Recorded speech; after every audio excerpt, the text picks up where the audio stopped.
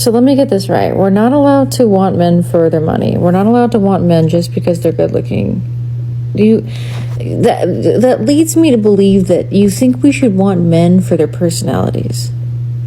And I have really terrible news for you. Are men always okay? Are they always alright? When they respond with, I'm okay, I'm alright. You ever ask a man how he's doing and he says, I'm alright. I'm here to tell you, that man is not alright. That man is battling demons that you cannot even possibly imagine. That man is struggling every single day to find a reason to keep going. Have you ever heard of the term normative male Alexithymia? It basically means blindness to emotions. A lot of men in our society are experiencing blindness to emotions because they are heavily conditioned. It's like a whole thing called normative male alexithymia. What does that mean in regular English? Well, I'll start with alexithymia. That is a term that means somebody has a hard time understanding their own feelings. So they feel the feelings, but they don't really know how to label them. They can't necessarily distinguish between the nuance of different feelings. They just feel something really big. So what that usually does is it creates a lot of physiological sensation, but the mind doesn't know what to do with it. So it can create like a fear of like being overwhelmed by that feeling. This concept's called alexithymia, which is color blindness of your internal emotional state. So a lot of men like literally don't know what emotions they're feeling. What they're feeling, yeah. Yeah. So we're familiar with frustration and everything pisses us off. Like if I'm ashamed of myself, I'm pissed off. If I feel rejected by someone, unloved, I'm going to be pissed at them. You know, if I'm anxious about something, I'm going to lash out at that person and try to be like controlling towards them. And so one of the really interesting things is that there's a term normative male alexithymia. And what some psychologists have discovered is that it's normal for men to not understand their internal emotional state. What we do understand is like the feelings in our body. So the window to understanding your emotions as a man is oftentimes actually using your body. Understanding what am I feeling physically right now? Then you can ask people like, okay, if you've got a lump in your throat, like what emotion do you think that could be? And then they're like, I don't know, maybe fear. And that's like that. Or you're feeling afraid? And they're like, wow, yeah, I'm feeling afraid. Like I feel like that's fear. Oh crap, I never knew that. Women are good at expressing themselves. They are good at describing their emotions. They can use different ways to explain how they feel, to express their emotions. But for men, it's a struggle. Number one, the struggle with identifying how they feel, and they also struggle with expressing it. They lack words to express how they feel. Normally they use I'm sad, I'm angry, I feel bad. They don't know how to use words like, oh, I feel joy, I'm excited. They struggle with using words like that because they struggle with identifying exactly how they feel. Men often express their feelings in a physical way. They express their feelings outwardly through body language, such as physical gesture, facial expression, muscle tensing, and gritting teeth, instead of using words. The normative male alexithymia part comes in because gender role conditioning is such that so many men for so long are conditioned to not feel the way they feel. The only feelings that a lot of men are given permission to express are anger or happiness or pride. Other feelings like shame, fear are attributed to being weakness. So it is more prevalent for men to kind of have gaps in their ability to understand themselves because they've been so conditioned to abandon that part of their humanity as a condition of their membership in the club of masculinity. Then we stack trauma on that, and it's the slippery slope. Exactly. In the defense of men here, we have been conditioned to not let anything out. We don't know, number one, how we're even feeling, and we are taught to shut ourselves off immediately for self-preservation. And the reason I believe that we say, oh, I'm fine, is because underneath that I'm fine is an ocean of frustration and disappointment and anger and sadness and shame. And if the dam breaks just a little bit, we don't believe that we are worthy enough of love that you will be able to handle it and you will be able to take it. We are told, conditionally, through socialization, that the last thing you're going to want in a man is for me to be weak. And there's nothing more weak that a man is told than opening up and whining or complaining and sharing his feelings. Which is why I care so much about this and why we're doing this. Men are damned if we do, damned if we don't. Because we don't have the tools. Nobody's taught us these things at a young age. How did men find themselves in this position? Were they naturally created like this? Were they brought into this world this way? The answer is no. The society is responsible for this conditioning. Men are conditioned to be this way due to societal norms and expectations through toxic masculinity. The patriarchy is to be held responsible for this. Men have been taught, boys have been taught from a tender age to dissociate themselves from anything emotional, because if you're found being emotional, if you're found being vulnerable, you'll be tagged a weak man, a weak boy, and it's like a stigma, and men don't want that. When they call you a weak man, other men will make mockery of you, and men don't want that. So because of that, over time, they've been conditioned to suppress their emotions. They've been conditioned not to learn how to harness their emotions, how to understand their emotions. They've been told that being emotional is feminine, is what women do. Men are not supposed to express themselves. Men are not supposed to cry. Men are not supposed to be vulnerable. They can't even be vulnerable to themselves. They can't be vulnerable to their neighbor or anyone around them. They can't even be vulnerable to their fellow men because of the society, because of toxic masculinity. This condition in men is causing a whole lot of harm to men, women, and the society at large. Men are taking their life because of this, because they have nobody to talk to. They are surrounded with a lot of people. At the same time, they feel lonely. They have nobody to talk to, because they are fighting demons in their head. They don't know how to express themselves. They don't know exactly what's happening to them. They feel like their head is going to explode. They are constantly feeling overwhelmed because they cannot identify exactly what the problem is. So you have a lot of men thinking that the way out is for them to take their lives. Why are men wanting to end their own lives? Most men don't know how to contextualize the emotions that they're having because they tend to use anger as their default emotion to cover up disappointment, sadness, guilt, fear. A lot of men also suffer from alexithymia, which is a deficit in the ability to identify and describe emotions to yourself and to others. Because of normative male alexithymia and this issue in being able to describe your own emotions to yourself or to other people, it makes it increasingly difficult for men to know how to ask for help and to show vulnerability to other men. Why is this an issue? Because men do not want to appear weak, and men tend to feel a lot of shame around showing any level of vulnerability. In fact, the number one thing in traditional masculine ideology is the restriction, the avoidance of all things feminine, the restriction of the expression of caring and vulnerable emotions. So if anger is the cover-up emotion for most men, and they don't know how to talk to other people in their lives about how they're feeling because they themselves don't even know how they're feeling, what happens when they have that worst moment of their lives and they fall off the deep end and there's a gun sitting right next to them? Think about it. American men have the most access to guns than any other man on earth. Why is it that American men are so much more likely to shoot themselves? Because the masculine ideology of our country, the tough standard of masculinity is unattainable for most men, and a lot of men feel a lot of shame around that, and men do not know how to communicate with each other and ask for help when they need it. You are not weaker for asking for help. You are not weaker. Ask for help. The Hot Fat Guy Club is here to help. How are women dealing with this? How are these type of men coping in relationships? Men are complex.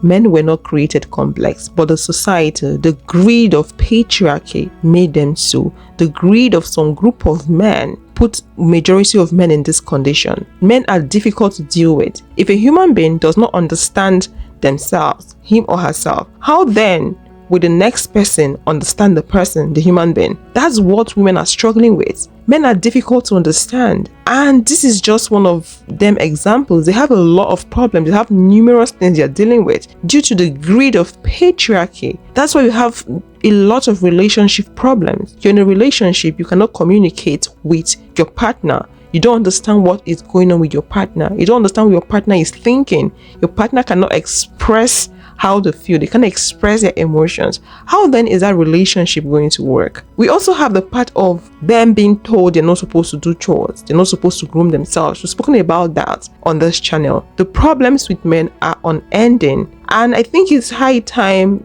men started cutting themselves from that program.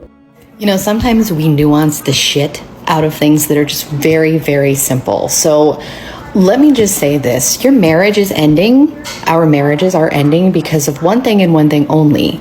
That is male normative alexithymia. What is alexithymia? Great question. I would love to tell you. Alexithymia is the psychological term for not being able to name or talk about your emotions. This doesn't mean you don't feel the emotion. Men feel the emotion, and they just don't know how to talk about it or how to garner empathy from each other about said emotion. That labor doesn't just go away. It gets passed on to us. We deal with your emotions, the lack of ability that you have to regulate yourself. Our households live and die by your insecurities, what we're allowed to talk about and what we're not allowed to talk about. All the couples humor in the world does not take away from the fact that you're just not interested in us. You're not interested in contributing in a way that doesn't work for you. And maybe your wife will never leave you, but I know for a fact there are wives all over the world who regularly cry themselves to sleep over their marriages. And what they know will never happen, which is you will never have that Westworld moment where you wake up and realize there are things you don't know about yourself that are harming other people. You have to be a fucking sociopath for that not to bother you. Not to make you change, not to make you do everything in your power, go to whatever fucking therapy, read whatever book you have to read to make that change. And if you are one of the good ones, one of the good guys, and you're not actively making this your top priority, then you are not one of the good ones. All of these conversations we're having about division of labor, emotional labor, mental load, motherhood versus fatherhood, none of this fucking matters if we're not addressing the problem underneath, which is the fact that men can't deal with their emotions. They can't label them, they can't talk about them. And we are dying early. Thank you. Alexithymic husband can access his emotions, but he needs to have that be his one focus. He can't have fear at the same time. He can't be dysregulated because he's fearing his inadequacy and then also access that he was frustrated because he was running late. He's not going to be able to talk to you in the heat of an argument, or he's going to need to play the guitar and pet his dog before he can realize that his feelings were hurt. And why do they all play the guitar and love dogs? I'm kind of joking about that, but also, ladies, cue him and give him space, but not too much space, 20 minutes to 2 hours. Tell him to figure it out and figure out I feel this when you this, and come back to you with it. Give him a cheat sheet. There's such thing as an emotion wheel. Look it up on the internet. I can tell you what the cheat sheet is. The number one sensitivity seems to be like, if my wife doesn't think I care about her, I feel so inadequate and hopeless. I know in these conversations you're probably already mad at him for something, but you could regulate the fear out of him if you just gave him a statement of benefit of the doubt, like, you know, you really try hard and you didn't mean to hurt me. Something like that is probably going to go far with an alexithymic guy. On the topic of alexithymia, a common question I get is, how does alexithymia impact relationships? And alexithymia can have a profound impact on all of your relationships. Having difficulty understanding and naming how you feel could impact your ability to know how you feel about a romantic partner or a friendship or a family member. And then it's hard to make decisions as far as with that relationship, what level of intimacy you want in that relationship, if you want to be in that relationship or not. How and when to set boundaries. If you think about alexithymia as if, for example, it's a difference or lack of ability to understand what a flavor is or flavors are. So for example, you're eating a food and because you don't really know what the flavor is, you can't tell if you like it or not. That is very similar to how a lot of people experience alexithymia. You're experiencing something, but you don't know exactly what it is, and therefore you're not sure what type of decision to make based on that. And for a lot of us with alexithymia, later on we're able to piece things together or have such a strong emotional reaction to something that we finally figure out what we felt about it all along. So this can be like a tragedy, a major event. All of a sudden, we have such a strong feeling that we're like, oh, I actually did love this person, or I actually did have a bad feeling about this person and don't want to be around them at all, or something else. But it needed to be that very intense, extreme feeling for us to finally understand how we felt about it from the very beginning. So it can be very difficult to navigate relationships with this level of difficulty understanding and naming our emotions.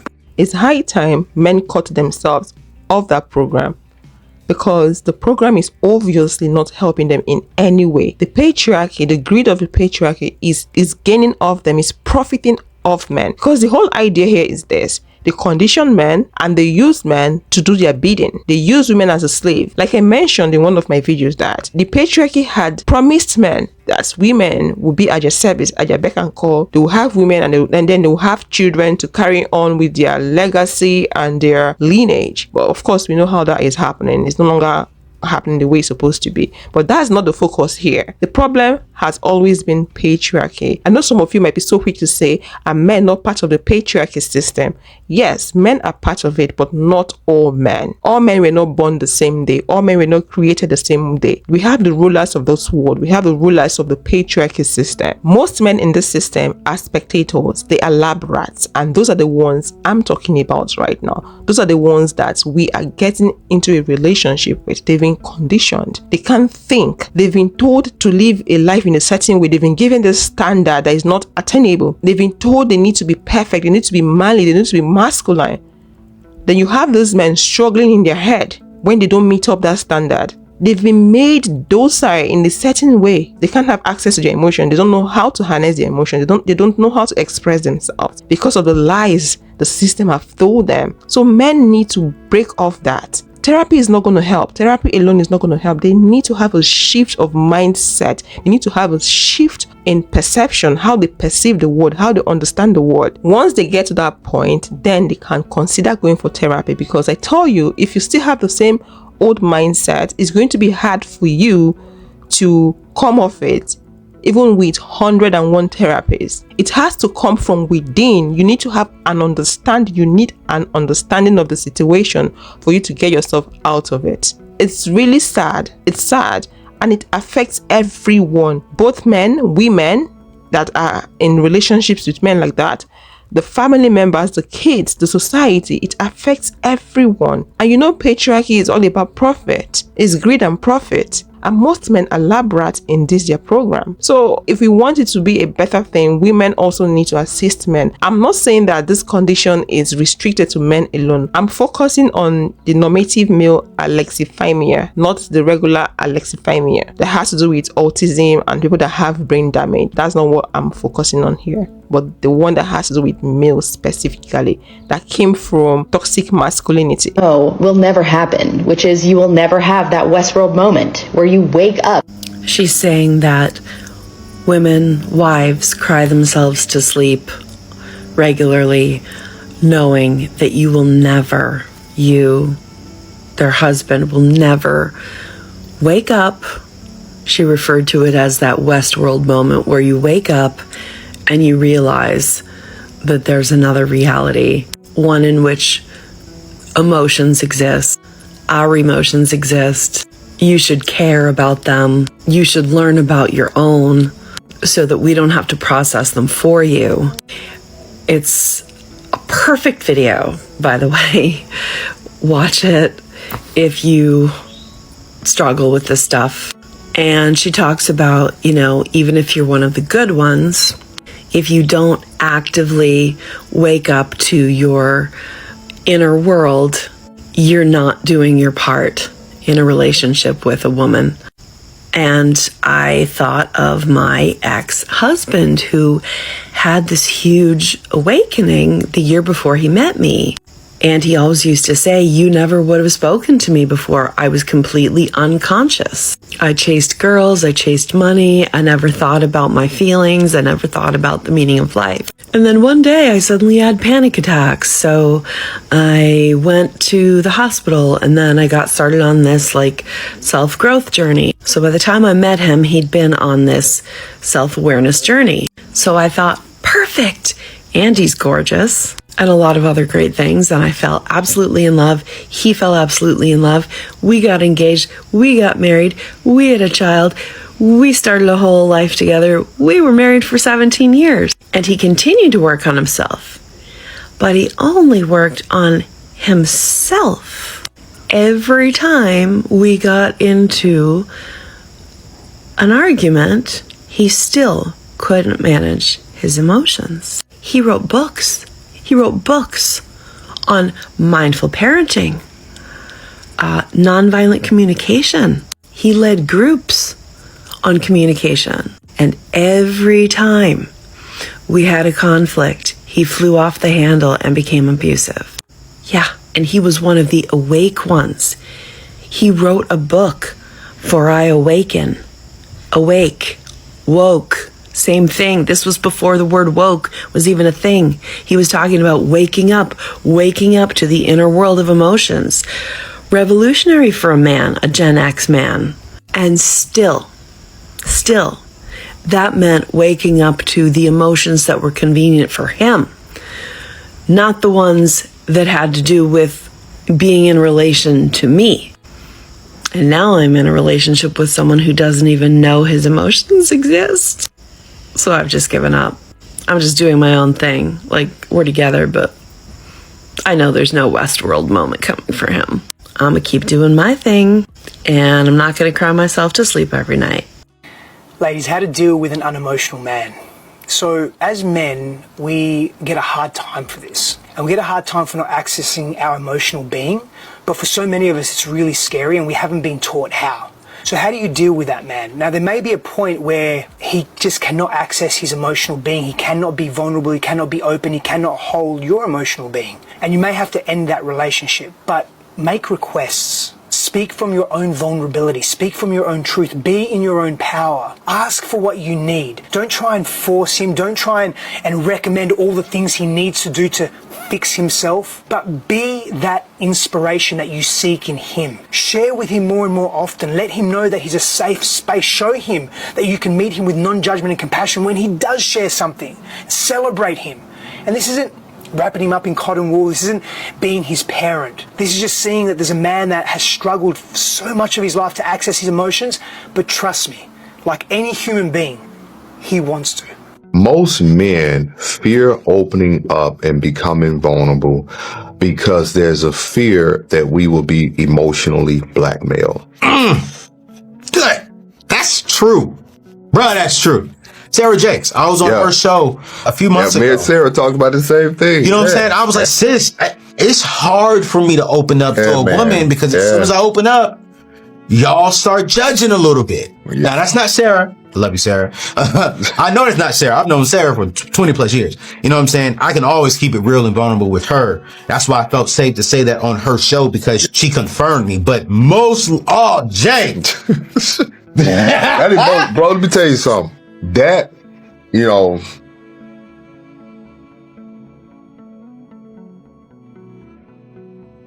when the man opens up, when he really opens up, don't you use what he said when he was open to prove a point when you want to win an argument. You will never hear the full story from us ever again. And we'll start say stuff like this. How are you? Good. I ain't good, but I just ain't telling you. Women, let me tell you something. Men are not emotionless. We have deep emotions. We just don't know how to express them. And let me tell you, if you make us feel unsafe, you'll never hear from us again. If I tell you something in a moment of vulnerability and you use it against me in an argument, you can forget me talking to you forever. And you keep talking about he quiet, he shut down, he's in his man cave, he won't open up because when he did open up, you shut the door on him. A lot of men are oblivious to what is going on with them, honestly. They are oblivious to what is also happening in the society. Some men have blamed women to be the reason why they are not opening up.